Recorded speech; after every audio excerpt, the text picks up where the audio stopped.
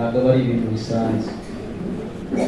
Dushimiye abakozi b'Imana, Imana yakoresheje kuva mu gitondo, Imana ibahumurisha. Tubatunga ibiganza tuvuge ngo Imana ibahumurisha. Dushimiye korali ubuntu butangaje, Imana ibahumurisha, mwatugiriye neza, Imana ibahumurisha. Biravuga ngo nitutagwisari tuzasarura. Akenshi iyo ugiye gutangira nkunda kuvuga ku isari nk'iminota 2.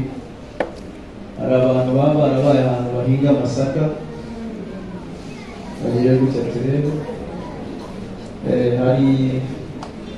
Hari inzara y'ihingura abantu batajya bihanganira, hanyuma bagafata amahundo atarera neza bakayasekurira muri sekuru, barangiza bagakamura bakavamo igikoma bita inkamure. Hanyuma rero iyo ukunze inkamure cyane, abandi bashyira umuharuro bagiye guhura ugasanga wewe ntabwo ufite. Ariko Bibiliya iravuga ngo hari ibihembo by'abantu bihangana. Hariho abantu bahinze ibishyimbo bigira imboga nziza bita umushogoro, ariko umuntu atinya kuburumanga akagenda asoroma myinshi, abandi bakazanika ibishyimbo we ntabyo afite. Ariko biravuga ngo nimutagwisari arivuze ngo hari ibihembo by'abantu bihangana. Munyikiriza cyane. Rero gusenga, umuntu usenga ameze nk'umuntu urangura kure. Abantu barangura mu Bushinwa na Dubai, ushobora kumubona ku kibuga cy'indege n'agakapu ukagira ngo avuye kuzerera, ariko umuzigo uri mu mazi urimo kuza.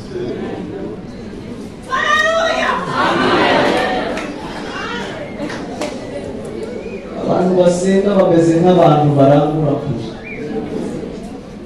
Mu kanya turataha abantu bagire ngo twasaze, ariko umuzigo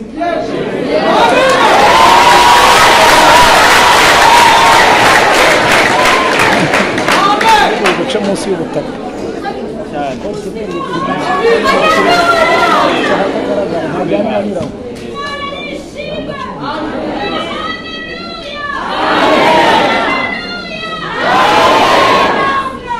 Ikiza cyane. Haleluya.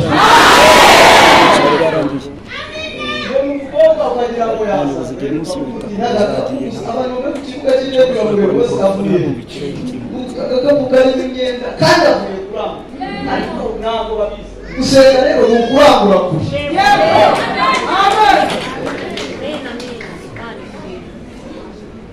So ubwanwa nta kintu byanjye, ariko biba biri ku mazi. Iminsi yo gutegura nigeze uragenda ukazana kontineri yawe uzuye umushobora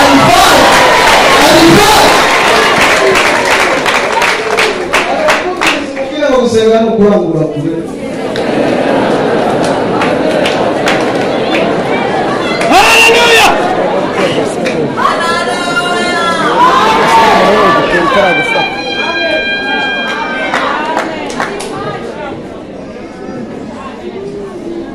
Gusenga no kurangura kure. Soma ijambo ry'Imana mu Itangiriro 18:13-14.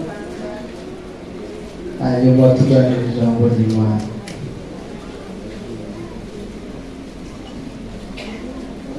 Itangiriro 18:13-14, Yobu 23:9. Aravuga ngo abajyana bombi kwanditse, arabamwegereza afatisha Efurayimu ukuboko kwe kw'iburyo, amwegereza ukuboko kw'ibumoso kwa Isirayeli. Afatisha Manase ukuboko kwe kw'ibumoso, amwegereza ukuboko kwa Isirayeli kw'iburyo. Isirayeli arambura ukuboko kwe kw'iburyo, arambika ikiganza cyako ku mutwe wa Efurayimu umuhererezi, arambika ikiganza cye cy'ibumoso ku mutwe wa Manase, anyuranya amaboko ye abizi ko Manase ari wari imfura. Amen. Iyo 23:9 naho hari ijambo ya 23:9 naho hari ijambo rivuze ngo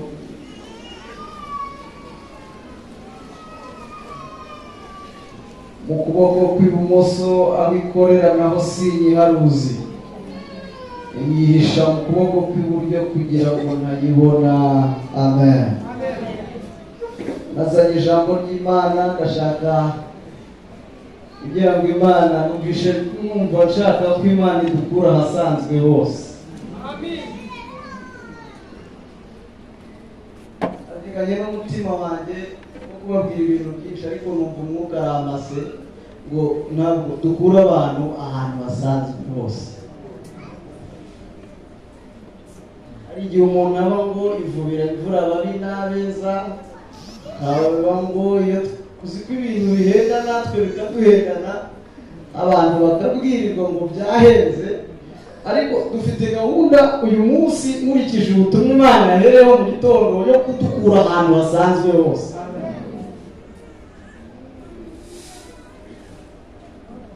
Habaho ibyicaro byinshi mu batumirwa, hariya muri stade Nshasha batwubakiye habamo icyicaro udashobora kubona amafaranga ukishyuye, ahubwo ukicazwamo n'umubano wawe na nyir'ibirori. Habaho icyo bita regura, ni ahantu hasanzwe hose n'amatike yaho arahendutse, hakaba abandi ngo bita muri VIP, hakaba abandi bita muri VIP, hakaba abandi ngo haba abantu b'icyubahiro. Hariya hantu rero b'icyubahiro nta nubwo buriya wapfa kugerayo, habayo uburinzi budasanzwe. Aho ngaho n'uhishyurira amafaranga n'amatike yaho basohoka, ahubwo umuntu ahicazwa n'umubano agirana n'uwateguye ibirori.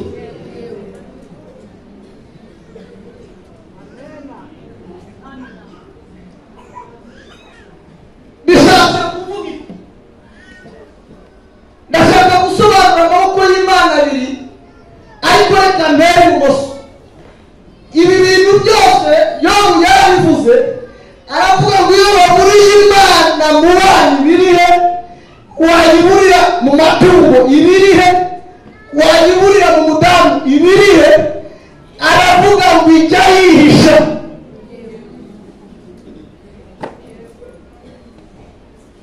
Imana irihisha.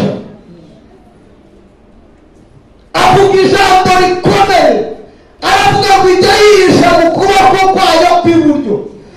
Umwanditsi w'Abaheburayo avuga amaboko y'Imana yaravuze 10:30, aravuga ngo biteye ubwoba gusumirwa n'amaboko y'Uwiteka.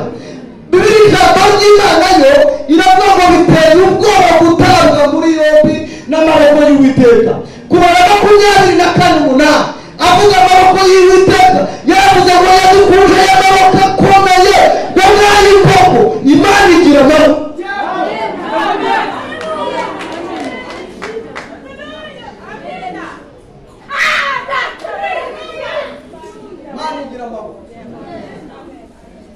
Ariko ubwo ikintu gitanga, nimba hari umwaka tuzagira, nuko izaguma kutwambikira ibumoso.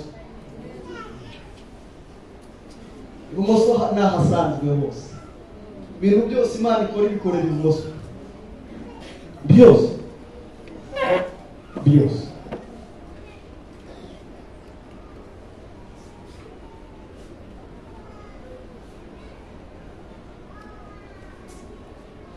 Mu kuboko kw'Imana kw'iburyo iyo bahavuze, yaravuze ngo yihisha mu kuboko kwayo kw'iburyo.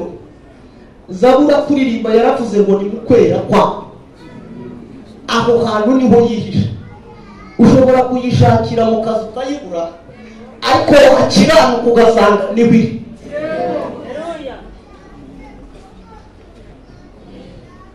Ariko ndanezerewe Imana. Ni ukuvuga ngo mu kwera ni ahantu Imana idashobora kurara itageze. Niyo igiye kwihisha niho wisangayo.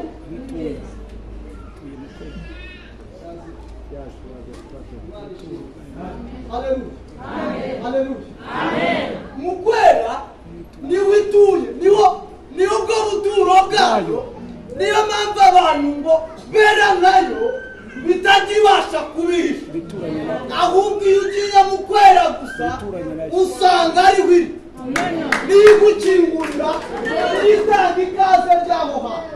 Niyo mpamvu yavuze ngo ariko nyisanga maze kuyishakira mu ruhu rwiza nahoranye nyibuze mu bana bagiye, nyibuze mu mushahara, nyibuze mu matungo. Aravuga ngo ariko nyisanga ko yihisha mu kuboko kwayo kw'iburyo kugira ngo ntayibone.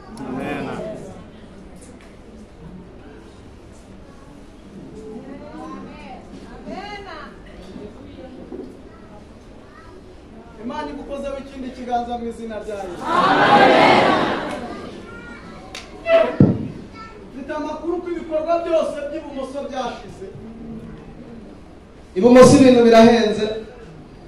Ibumoso abagabo barabuze.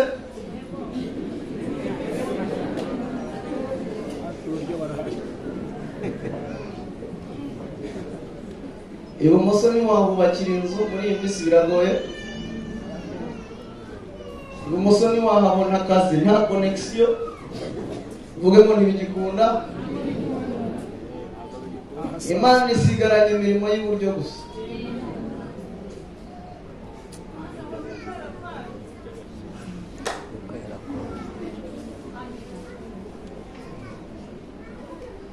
Kambaho amakuru y'umuntu umwe Imana yahaye umurimo w'iburyo, kuko mukunda cyane reka mubongeze. Dawidi yabaye mu ntama ariko akurayo ubuhamya reka muvuge. Ageze imbere ya Sawuli asanga ntiyigeze aca muri militari. Ntabwo igisirikare kimuzi, n'igipolisi n'ikimuzi, n'igisekirite ntabwo kimuzi. Nta nubwo yagiye mu irondo ry'umwuga, ariko avuga ijambo rikomeye. Aravuga ngo jyewe nkiri mu nama, umwana w'intama yajyaga asumirwa n'idubu, ngo narangiza nkayasamura, ngo bamukura agaciro ubuzima. Yavugaga iki? Umwana w'intama ni agaciro kareguka, akasamura akagakuramo katanduye katakomeretse. Aravuga ngo jyewe mfite ubuhamya bwo kutiyana. Aravuga ngo n'intare yaraza ngo nkayasama, ariko Imana izatujyane mu ijuru. Yarangiza ngo akayasamura, ngo agakuramo umwana w'intama akiri muzima. Sawuli arabwisaka arabubura.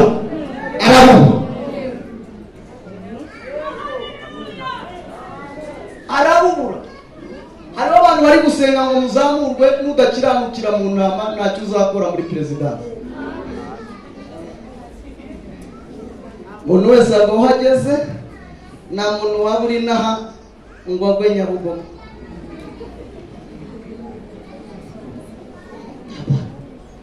Umuntu wese aho ageze. Iyo ushaka poromosiyo witwara neza mu ntama, ukahakura ubuhamya buzakugeza ibwami. Imana yari yaramukoreye ibintu bibiri byari gutuma adasubira mu ntama. Icyambere, yari yaramuhaye amavuta abandi bose batayagira. Ntabwo yari amavuta aciriritse, yari amavuta yo kuba umwana. N'umunsi Samweli ajya kumwimika, yageze yatazi neza umuntu uri bumwana. Aravuga ati nubwo ari mu ntama, ariko aya mavuta niyamukwiriye. Irangije ifata ihembe ishyiramo isano rizamenya Dawidi umunsi bizahura.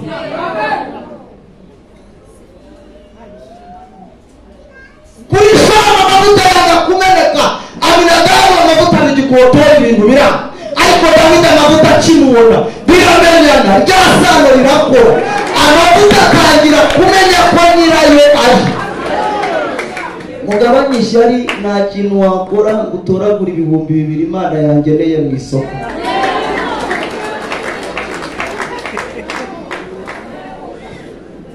Ubwo umunyamavuta gute ubita mu isoko, reka umukunda amafaranga mwese mwakamira, ariko uwo yayageneye ni uyatora. Ari isano ry'umugisha na nyirawo. Nta kintu wakora. Haleluya. Amen. Gusa umwe umugabo yari afite inka nyinshi, agira abashyitsi yumva agambiriye kuba bagira inka bakarya. Hanyuma atumaho umushumba aramubwira ati rero uze kuzana sine tuyirye.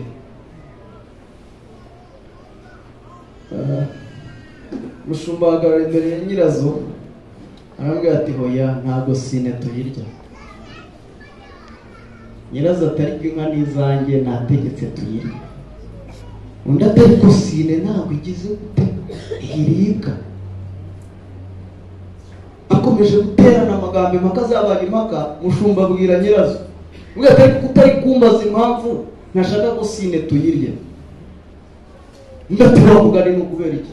Aramubwira ati buriya sine nubwo itaragaragaza yarafashe, ifite amezi. Ifite amezi. Nyirazo yifata ati burya nubwo itaragaragaza yarafashe. Ubundi umugisha ni amezi. Niki? Sine ifite amezi ntiribwa. Ntabwo bayitekera abashyitsi ku munsi w'isoko. Munsi w'isoko ni ibabo. Nta muntu warya inkoko itera. Nimba hari ikintu gikomeye kubwira uwo muntu ngo Imana ikumbikiriza ibindi bintu. Haleluya! Nta muntu warya sine ifite amezi. Nubwo itaragaragaza bashobora kubibona bakabona nta kigero, ariko nubwo itaragaragaza yarafashe. Niba wazavuga ngo ameza twumva yarafashe. Iyo ugeze ku iseta nihamo ntabwo izo mumanuka n'abandi, ntabwo irekada sine ifite ameza.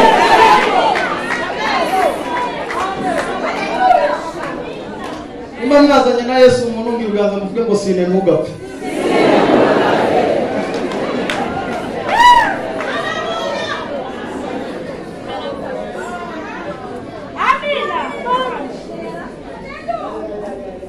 Mungu mwegeze kujya kuvuma sine ayitegereje ngo abona hari amezi ngo kandi ngo ayabundarayemo. Amezi rero reka mbabwire mu mahanga y'intambara nta n'umuntu ujya urasa umudamu utwite. Nta nubwo atonda umurongo kuri bisi no kwa muganga bamutambutsa abandi. Niyo asanze mwicaye muramuhagurukira. Umudamu twitagira ubudahangarwa. Niyo mpamvu niyo bagiye guca ku mupaka bazanye bya bintu bitemewe ngo bigira nk'abantu batwite, inda ziri artificiel kugira ngo batabasaka. Ariko reka mbabwire Imana yongera ikumbikiriza imezi.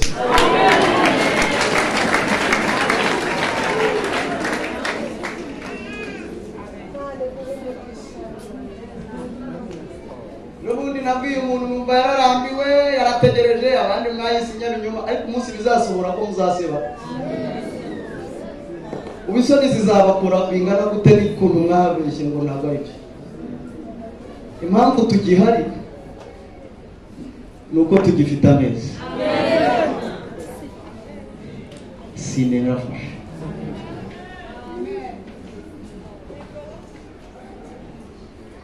Dawidi akindira iwabo asanga mu bintu Imana yakoze, yafashe ihembe iryuzuzamo amavuta ya Dawidi. Ihembe ikagira ibwira ati wa mavuta uraya Dawidi, ya Dawidi. Makayita ya Shama kanga ati hoya navuye ye bambwiye ko ndaya Dawidi. Akimureba abaramumenye mavuta ati databuno yagize gute ya amavuta atangira kwiyengeranya yitegura gusuka kuri nyirayo. Niyo mpamvu burya wowe n'ibyicaro uzicaramo muraziranye, iyo bikikubona bitangira kwitegura ko ugiye kubyicaramo, kandi ujye witega ko baraza kubyigera kubera ko bitabanje kubanga bakumerera nabi.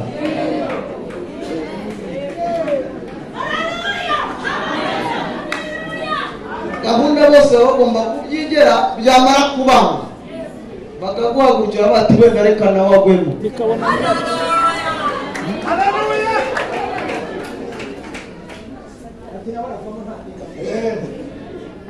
Arangije ahimba indirimbo, ariko Dawidi yarazi kuririmba.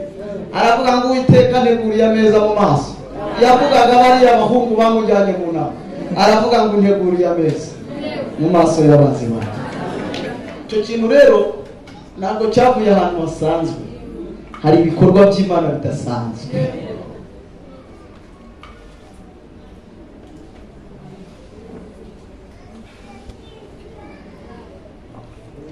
Yosefu yari afite abana babiri, ntabwo nshaka guca mu mateka yiwe. Imana yababyariye muri Egiputa, abyara umwana w'imfura amwita Manase, wa kabiri amwita Efurayimu. Hanyuma Yakobo agiye kwipfira, aravuga tuze kunzanira n'abahungu babiri bawe bahesha umugisha. Yosefu ikintu yakoze yakizi neza, yafashe umuherereza amushyira ibumoso, afata imfura ayishyira iburyo. Buriya abantu tubana baratuzi n'ubushobozi bwacu baba babuzi, niyo mpamvu nta n'umwe akubwira ngo utere ikorasi, baza aho bakwicaza. Abantu baratuzi noneho bazi no gupima amavuta bakakureba ati abantu baratuzi, buri wese agenerwa icyicaro. Kandi iyo witegereje neza, hari igihe ubu tufite agahinda kenshi ngo abantu ngo baratwanga, ngo baratuvuze, ngo bagize gute, ariko urebye buriya ukuntu tubanye ku isi, ni inyigisha nkwigishe, burya abakwanga n'abo wanga kurebye bijya kungana. Abakuvuze n'abo uvuga burya ubaza, wenda nuko utajya utanga ubwo abo wavuze, ariko burya bijya kungana. Yesu yasize avuze ati nukumbera umuprofeseri nanjye nkakubera undi, niko gahunda ibimeze. Njye nari ndi gusenga ngo Imana igiye umugore imumaye, nsanga gahunda ni ukwiga n'abaprofeseri.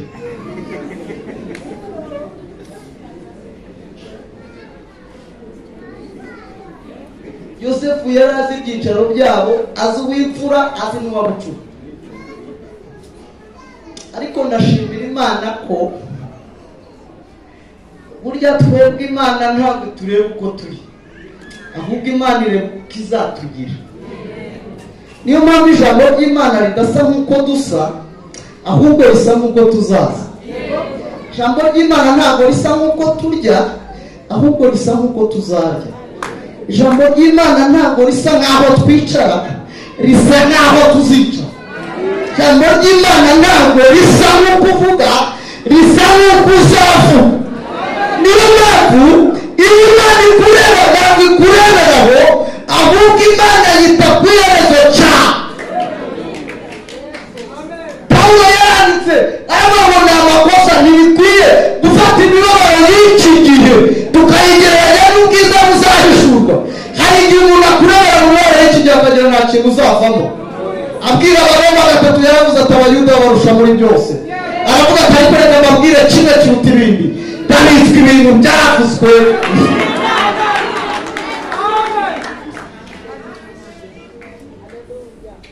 Agiye kubahereza umugisha, akora ibintu bitangaje. Umusaza bita Yakobo areba abana bombi, ngo yarageze mu gihe cy'izabukuru atakibona, ariko ngo umwuka wera wari ukiri muzima muri we.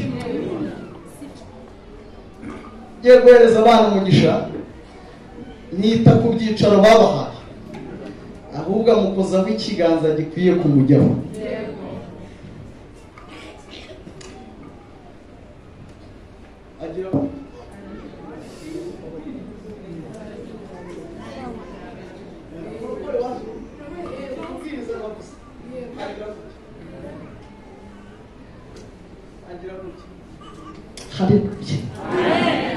None agize gutya, harimo abantu bazi gukosora Imana.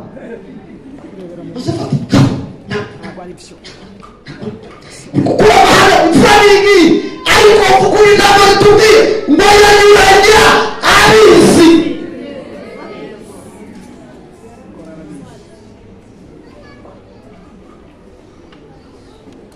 Imana igiye amaboko, ahantu wari ufikashira ubuzima, ahari gusura ikashira amavuta. Imana inyuranya, inyuranya. Fasha kwigisha umubwire ngo Imana ikurambikeho ikiganza kigukwiye.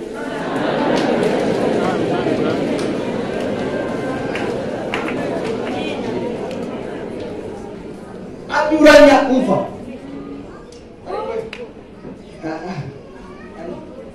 hari umubyeyi wambwiye ngo nzaba imbwa ye asanga Imana yagize gushya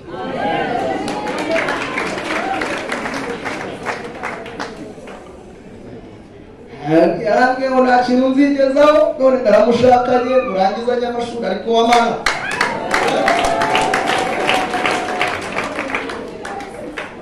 Imana noneho nta nubwo yita mu kuboko bakuzanyemo ahubwo iriya yandika yasobeka mpaka ku mugore haleluya Imana do banyuranya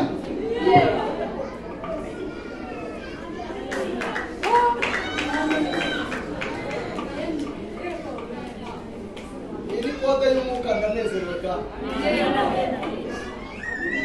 wamuzabya ukabatondeka muzashaka ukabukorera vile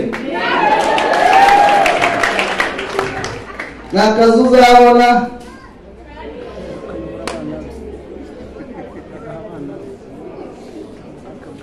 uzapfura uw'inyuma Imana inyuranya amaboko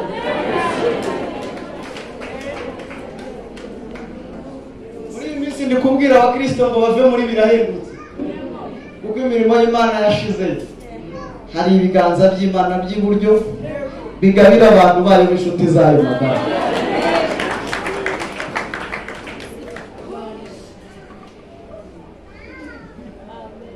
Amosi 9:11 yahanuye ibikombe n'ibintu bikomeye aravuga ngo uwo munsi nzegura ihema rya Dawidi ryaguye aravuga ngo kandi nzica n'ibyuho byayo aravuga ngo kandi nzaryubaka rimeze uko ryahoze kera nashatse amakuru y'ukuntu begura ihema nsanga burya ukuntu begura ihema baryegurira rimwe umuntu ajya mu majisho wa ruguru n'epfo n'iburyo n'ibumoso undi yarangiza agashyira igiti mo hagati barangiza bakabara bakavuga bati rimwe bati kabiri bati gatatu barangiza bakegura niyo mpamvu nyuma ya 38 atakoze imyitozo yo kurambura amaguru oya iyo guciye rimwe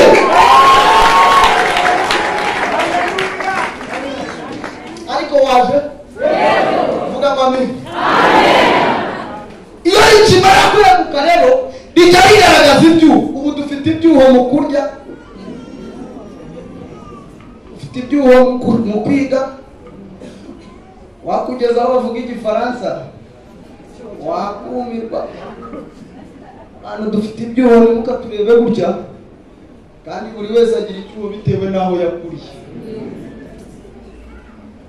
bari abantu batazi uko bavuga batazi uko bambara ariko Yesu yakimara kwegura ihema kugira ngo utambara ubusa yica ibyuho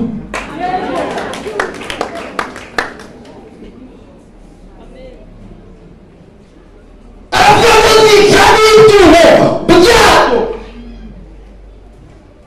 reka n'amakuru akomeye twageze hano tutazi uko bambara ibyuho arabyica dusigaye tubizi natwe zagure n'abapene ku cyumweru barajyanisha we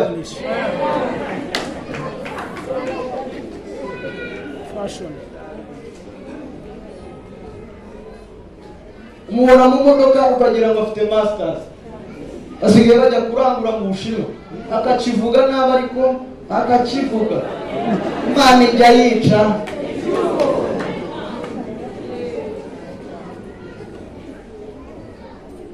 amakuru makeya ubundi ikintu uzi impamvu Imana yaje muri iri teraniro ntabwo ari kugira ngo dusubize ahubwo ni ukugira ngo ducungire umutekano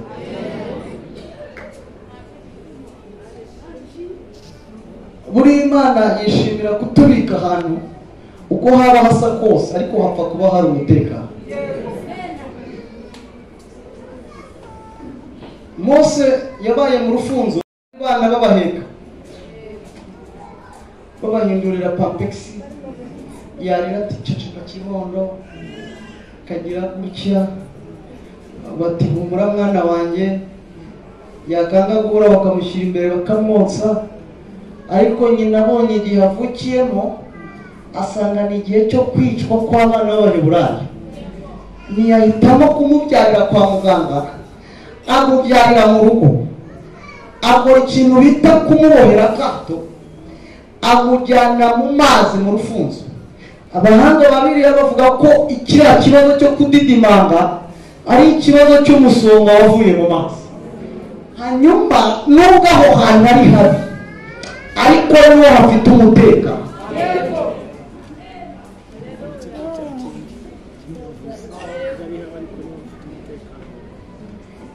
Noneho Yesu umunsi batanga amakuru ko yavutse, bagashaka kwica abana bose bari mu kigero nk'iki, marayika yazaniye inkuru Yosefu imubwira iti fata umwana na nyina nurangiza ubahugisha.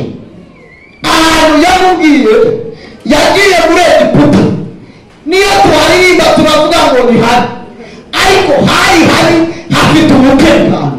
Imana itubika ahantu habi, ariko hafite umutekano.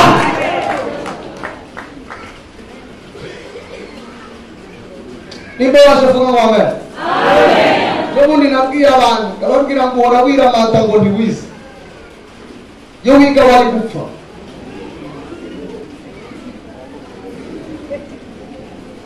Ndakodesha uyubatse none abaguhitana nubwo ari hano, ariko igihe Herode azapfira, marayika azazana ubundi butumwa akubwira ati cyura umwana na nyina kuko uragenza yapfuye. Ndashaka kukubwira ngo ni habi, ariko hafite umutekano.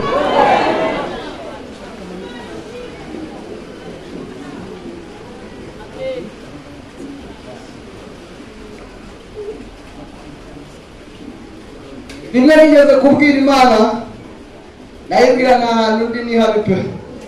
Twebwe rero twagize umugisha tuvukira mu miryango y'abakozi b'Imana. Njye ndashima Imana ku bwa Papa David. Kera Imana yari yababwiye ko nzakorera Imana, none ngikoreye bakiriho. Ndashimira Imana. Imana ishimwe. Amen. Haleluya. Amen. Wogira ngo mubigirishe. Haleluya. Amen. Nari nzi ko rero umwana wo kwa pasiteri atagira ubuzima bubi, ariko Imana igishima kuwubikamo abantu bakagira ngo reka mbabwire ikintu gituma Imana ibika ubwoko bukomeye ikabugira ubworoshye, ni ukugira ngo ubwoko bwibwira ko bukomeye bwahagurukira kuburwanya butarakomera. Abantu bajya bibaza impamvu Abisirayeli bazengurutse imyaka 40, ntabwo bari bakagize imbaraga zo guhangana n'amahanga arindwi, ariko umucanga ugenda bakamura ab'imbaraga bava mu nzira kugeza igihe Isirayeli yagiriye igisirikare gikomeye. Imana ishima kubashyira hagati mu ntambara, ariko barakomeye. Imana itubika ahantu habi, ariko hafite umutekano.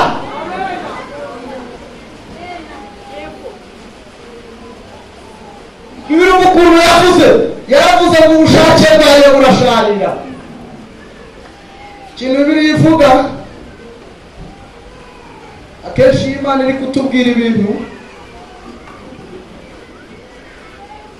ariko haleluya. Amen. Kenshi Imana iri kuvugana natwe. Hariho abantu bavuganye n'Imana, Imana iri kuvugana natwe, iduha amakuru burya nitwe ibivuga. Ndashaka kukubwira ko ari wowe Imana yavugaga, ntabwo ari undi, ni wowe. Hanyuma ikintu ikora, ivuga wowe w'ahazaza. Hanyuma iyi Imana irimo kuvugana natwe, habaho ibice bitatu bikomeye cyane. Igice cya mbere habamo icyo Imana izakora, icya kabiri hakabamo icyo izakorana nawe, icya gatatu hakabamo uruhare rw'abanzi bazakora. Nasezerano ry'Imana ritagira ibice bitatu, kuko mu gusubizwa kwa Moridekayi ntabwo yari afite ishurirwa ry'ibintu agomba gusaba umwami, ariko Hamani we wabanye ikintu cyabera umuntu umwana akunze kuba bivuze iki umwanzi ni ambasaderi w'ibintu tutatinyuka gusaba umwana aravuze ufata ingofero ufata impeta ufata ifarashi ufata ikanzu nurangiza ushyire mu mutwe w'abaririmbyi ibyo bintu umuntu wabaye ku izamu ntashobora kubitekereza ariko mu mitekerereze y'abandi birimo bishatse kuvuga iki mu minsi yo gusubizwa kwacu ibajya babyatura imana ikahita ibona ikabona biradukwiriye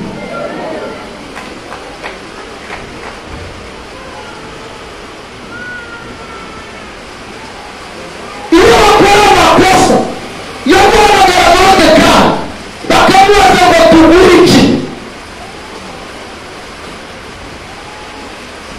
bakamubaza ngo tugure iki haleluya murimo kunyumva neza ngaho mundebe bariya murihorere n'abari mu bikizi haleluya umuntu wabaye ubuzima bwe ku irembo bamubajije ngo tugure iki ayiwe ukicara akavuga ati mwumve igikote cyiza cy'imvura igikote burya umuntu wese asanga ibintu bigendanye n'amavuta afite igikote mwarangiza mukama hari igitoshi twe twiga bitega murekure ni igitoshi abantu baterwanya akavuga ati uwitega murekure nziza orojina icagirwa akavuga ati uwite na bote n'inkoni nziza buri muntu wese asaba ikintu kigendanye n'amavuta afite burya buri kigenda kigiye kumukoraho umwami ahamagara umuntu specialiste azimubwira kugira basobanure ibihembo by'abandi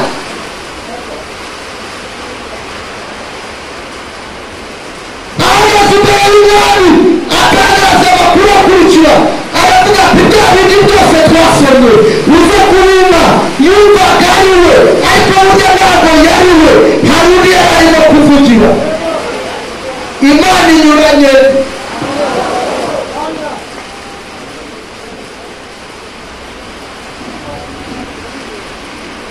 ariko haleluya haleluya njyewe nta buhamya bwinshi ngira ariko reka mbeho mbaheho bumwe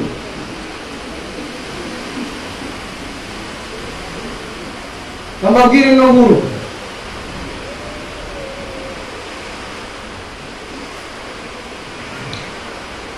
imirimo ya Satani irazwi ni itatu ayifitiye ubushobozi na diplome ni itatu yarayisigiwe aragatsindwa Imana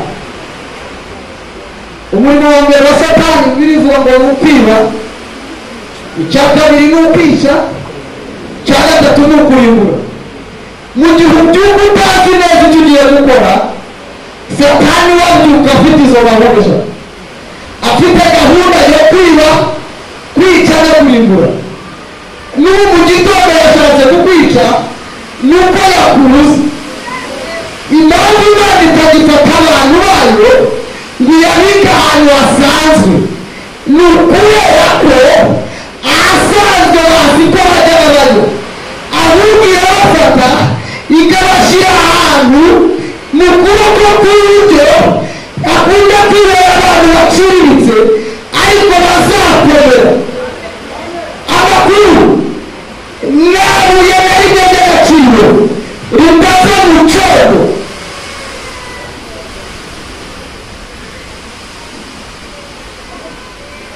nabuye na rimwe ry'agaciro ritava mu cyobo ibuye ryose ry'agaciro riracukurwa ariko gutinda kw'ibuye ry'agaciro mu cyobo ntabwo birihindura icyobo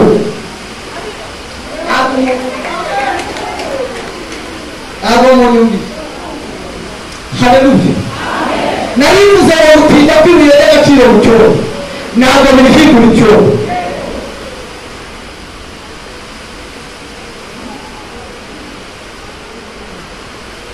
barahaza abantu bita irutongo irutongo hari ibitaro byiza binini umunsi umwana anyuzaho ikiradiyo iki akinyujijeho ngo kirasoma ukuntu umuzungu wari waje barabyumvisha bajyanayo icyuma gipima basanga hariyo amabuye y'agaciro bita gasedorite.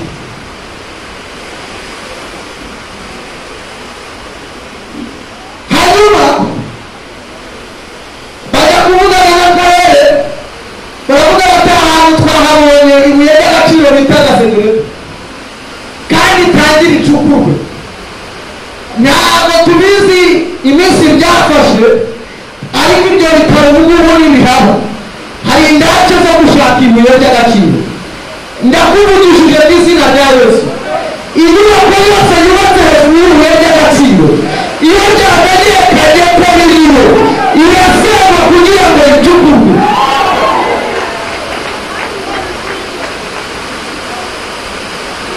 narivuze ngo haleluya, narivuze ngo haleluya. hari abantu bari mu cyondo ariko n'amabuye, hari abantu bari mu cyondo ariko n'amabuye ibyondo birafataho ndetse batinda no mu butaka ariko iyo bimenyekanye ko biriyo inyubako yose irasenywa kugira ngo bicukurwe. ikiriza cyane haleluya nanone inyubako yose irasenywa.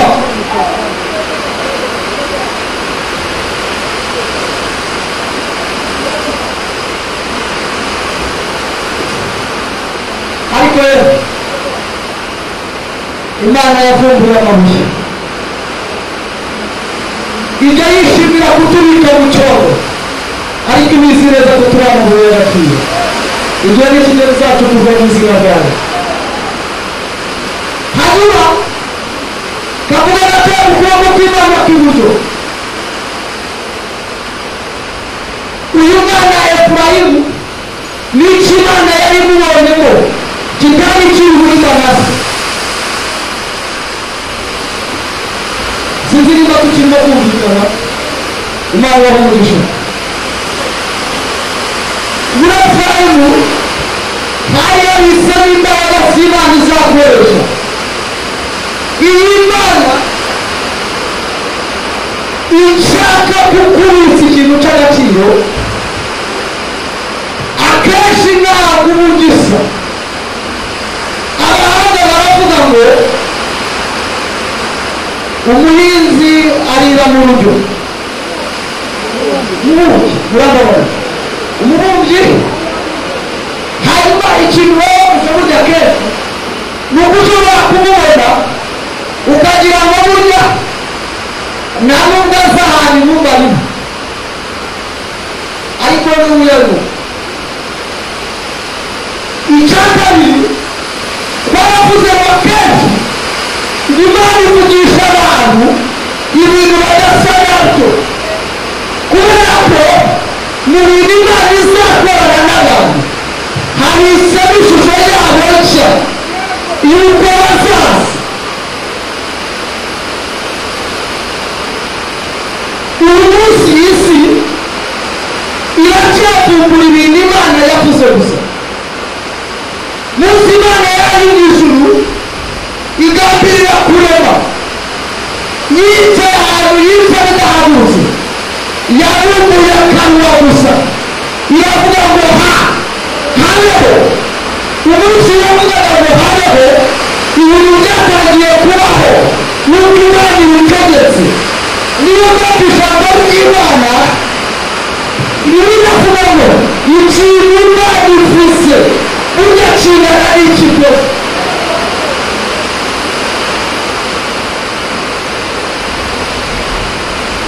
ikintu Imana ivuze abahanga baravuga ngo ikintu kirusha Imana cyane, ikintu kirusha Imana cyane ni ukuvuga.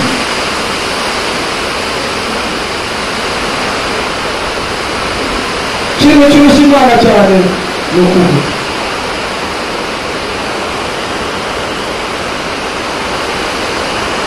kuko imana ntigivuga ubusa, ibintu bivuze bikabyikora nk'uko bivuze. Mana bahungisha mu izina ryawe, tugiye gufata umwanya dusenga Imana, tugiye gufata umwanya dusenga Imana, tugiye gufata umwanya dusenga Imana.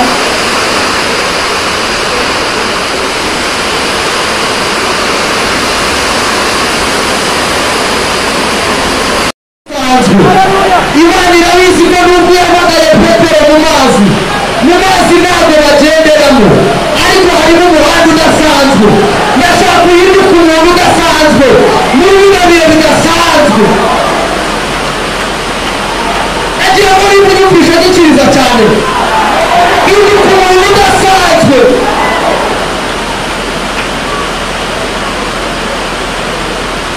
Imana irabizi ko nubwo ibihe byari bidasanzwe, ariko ibitsi ibintu bizadufasha kubaho mu buryo budasanzwe. Imana ibaha umugisha mu izina rya Yesu. Ndagira ngo wiyigure mu buryo bw'umwuka. Mesaje ya mbere Imana yantumye ngo bwire abantu nta kintu na kimwe Uwiteka azigera yima abagenda batungana.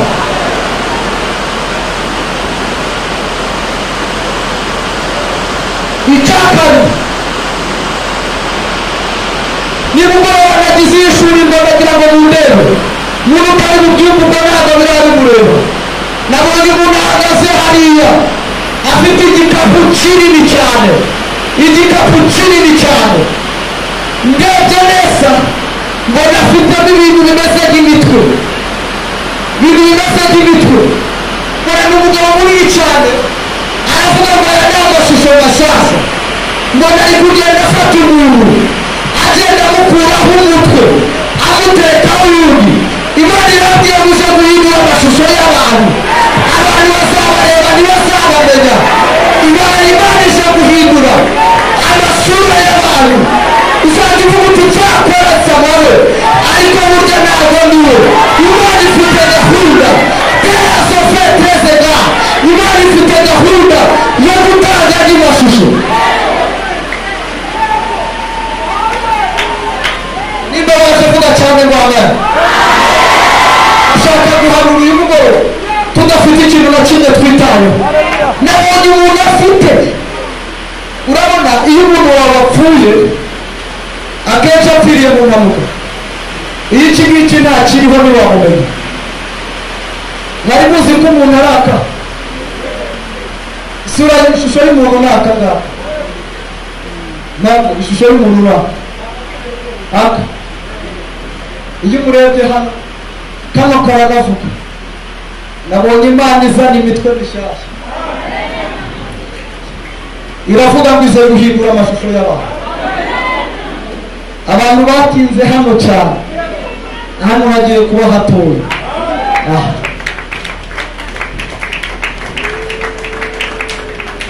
Ibi bintu se ndabisubizayo, ariko ni ibyaha. Imana, nabonye umuntu afite igikapu, hari imvura iri kugwa n'umwanyumvisha. Nabonye umuntu afite igikapu kinini ahagarara kuri ya muryango, umuntu wese asohoka amukura isura ya kera amuterekaho n'ishusho. Kandi umwuka w'Imana afite gahunda yo gutanga amasura mashyashya.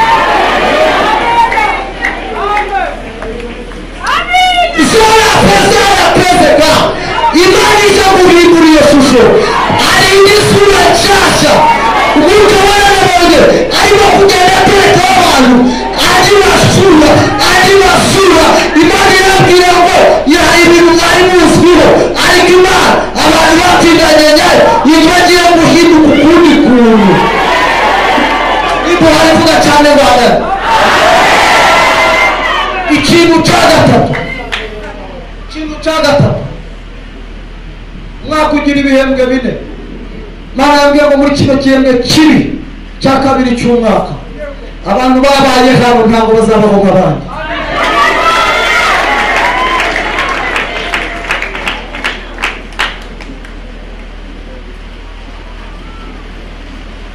Ibintu byose bigiye guhera.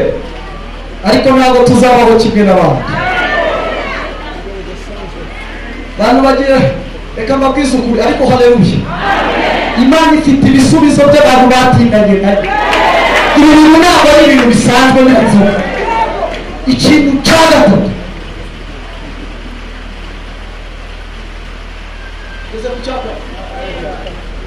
Imana yavuganye nanjye, iravuga ngo igiye kubindagira imbaraga z'umwuka wera zihabwa.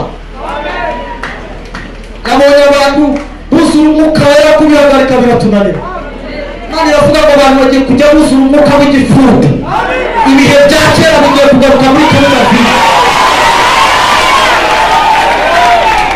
Imana yambwiye ko ufite gahunda yo kuzuza abantu umwuka. Yaravuze ngo umva ikintu gitangaje Imana yambwiye ngo aha hazabera ibitangaza by'imbaraga z'Imana.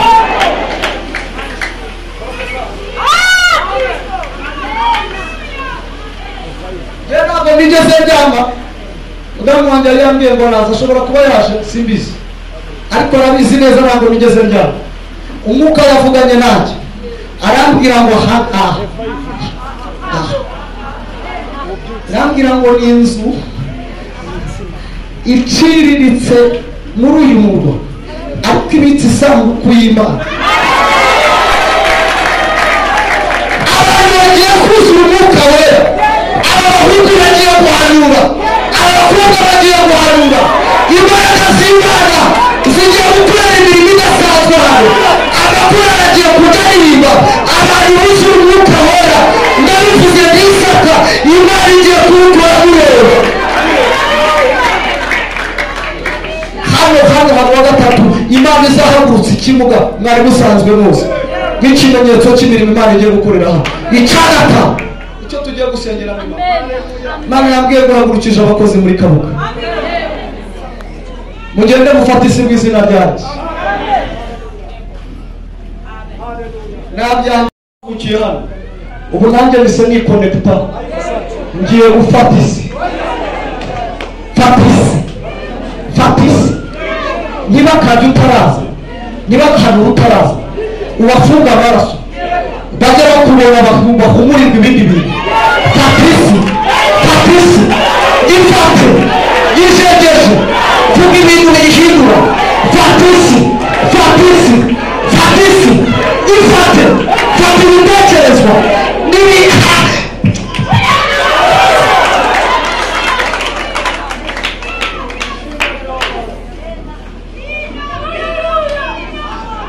Hano wagiye kuvuga abavuga butumwa, hamwe bazajya bakubaza ngo runaka uramuzi ko yavuye iwacu, ugasanga utamuzi. Kandi abarokore baje, Imana yatangiye umurimo wo gukora mu izina ryawe. Akira ibintu byawe, kandi blesse la beauté. Akira ibintu byawe, akira ishusho nshyashya, hinduka ukundi kuntu bari basanzwe bakuziho. Ishusho idahwitse, ariko akira ishusho nshyashya. Ndakwatura ubuzima bushyashya, ndakwatura ishusho nshyashya. Genda ufata isi, hagarara ugasongera ku musozi aho abandi batigeze bahagarara. Ogoga ibirere abandi batigeze bagendamo, ubaka amazu abandi batigeze bubaka. Ndakuzamura mu kirere, ndakuzamura cyane, ndakurenza imifuka y'iwanyu, ndakurenza karande, ndakurenza imbaraga zimusubiza inyuma, ndakurenza tuba cyane Rwanda.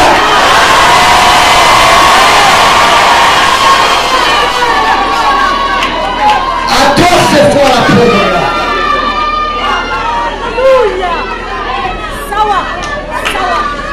Tugiye gusera, Imana ngo ndashaka gusingira. Nabonye marayika mukanya imvura irimo, nabonye marayika azana umukasi munini, mbona ari guca mu maguru y'abantu agenda atemagura imigozi. Arababwira ngo Imana irashaka ko utambuka, akira kuyoborwa mu izina rya Yesu.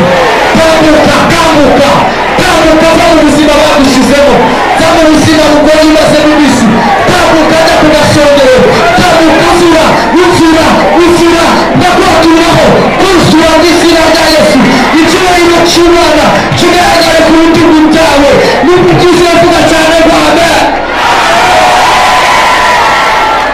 hadufata umwanya dusema ibintu ntabwo ari igipimo ntabwo ari morale turi kugutera ibi bintu bizasohorera mu maso yawe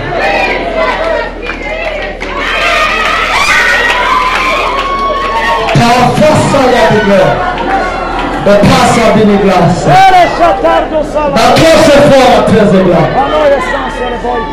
nabonye marayika agenda akatagura ibiziriko by'amateka arambwira ngo ingo zari zigiye gusenyuka kubera ibintu bashize mu miryango ariko ziyongeye zirahagaze abantu bari babayeho na ubuzima budatambuka bari yavuze ngo ugiye gutambuka intambwe imwe ku yindi ubuzima bwo kubohoka ugenda wumva ubohotse imana iciye imigozi imana iciye imigozi tafasha ya bige umugozi uracitse umugozi uracitse umugozi uracitse ikiziriko cy'amakobwa cy'uguhuza iwanyu buri mwanya kiracitse mu izina rya yesu ndagusengera imbaraga z'imana buri mwanya uboherwe buri mwanya uboherwe imbaraga z'imana zikubohora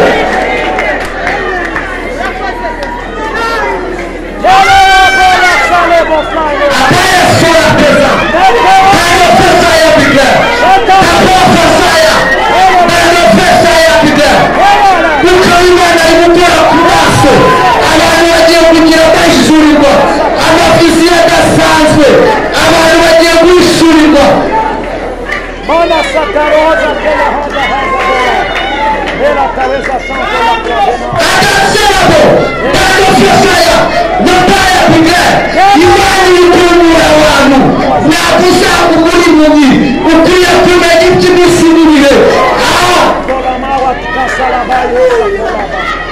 Yene shafardo sekota anawa. Haleluya. mana mu izina rya yesu uyu ni wa mugoroba twaje imbere yawe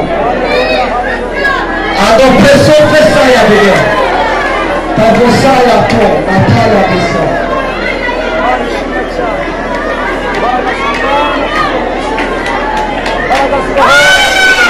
turabahoza uyu mugoroba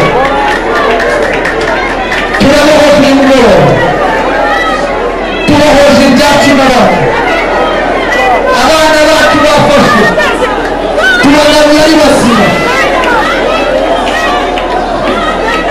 amazu yacu bafashe tuyagaruye atarasenywa ibibanza byacu byagiye tubigaruye bikiri byabo mu izina rya yesu ibihe byiza byacendereza tubigaruye bikiri bizima twatura umwuka w'ubuzima twatura umwuka w'ubuzima turavuze ngo baho baho baho baho baho baho adopesa yawe adopesa baho baho baho tukukuye hasi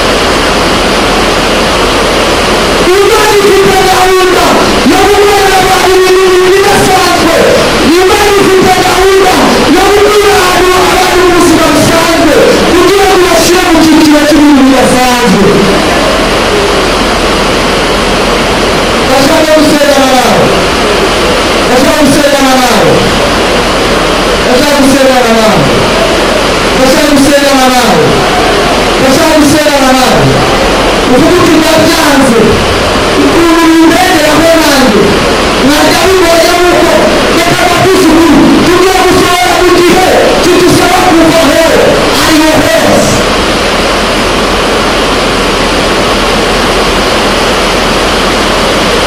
ndashaka gusengera abantu imana yashaka kuvuga ibintu ariko twavuye ahantu wasanzwe hose ndashaka kuvuga ibyicaro mu buryo bw'umwuka ubwira imana mu maguru asanzwe hose uyu munsi ngiye ahantu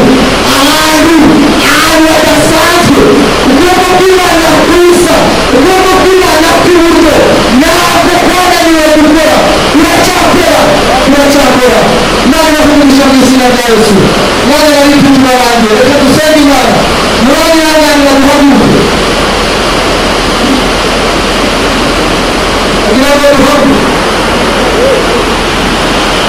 tugiye kwifashisha uyu mwanya muri ino mvura mfite mesaje eshanu ndagira ngo munere amatwi ibintu bitanu ngiye kubabwira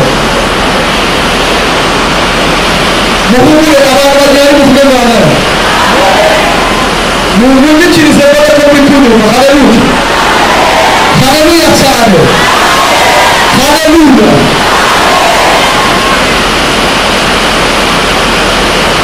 imana irabizi ko mu nyanja nta